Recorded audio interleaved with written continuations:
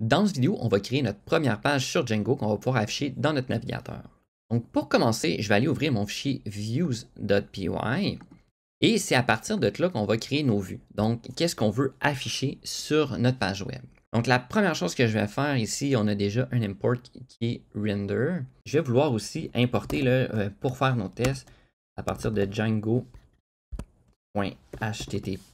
On va vouloir importer http response.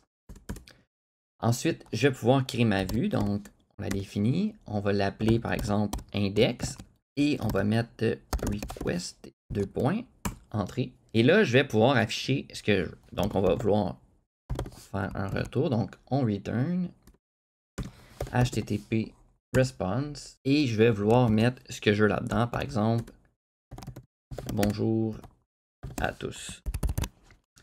Je sauvegarde ça ici. Une fois que j'ai créé ma vue, je dois aller dans le fichier URL pour dire qu'est-ce qu'on veut faire avec ça.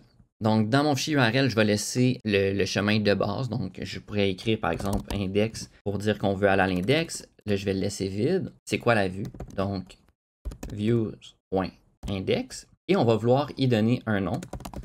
Donc, name égale, puis on va dire par exemple index. Et là, si on veut pouvoir lire ça ici, ben, il faut l'importer. Donc, on va dire from point, qui est le répertoire actuel, import views. Donc, à partir de notre répertoire, on va inclure le fichier de vue. Une fois que c'est fait, je sauvegarde. Je vais aller dans mon invite de commande, être sûr que mon fichier, que mon serveur fonctionne toujours bien. Ici, j'ai un problème avec l'include. Donc, il y avait une faute de frappe ici. On sauvegarde. Je reviens voir. Tout est beau. Dans certains cas, ça ne règle pas le problème tout de suite. Là. On peut juste fermer et ouvrir. Ça le reload, parfait. Et je viens maintenant à mon accueil et on voit que ça affiche bonjour à tous. Donc, ça l'affiche le message que je lui ai dit dans ma vue. Donc là, on a créé notre première page sur Django.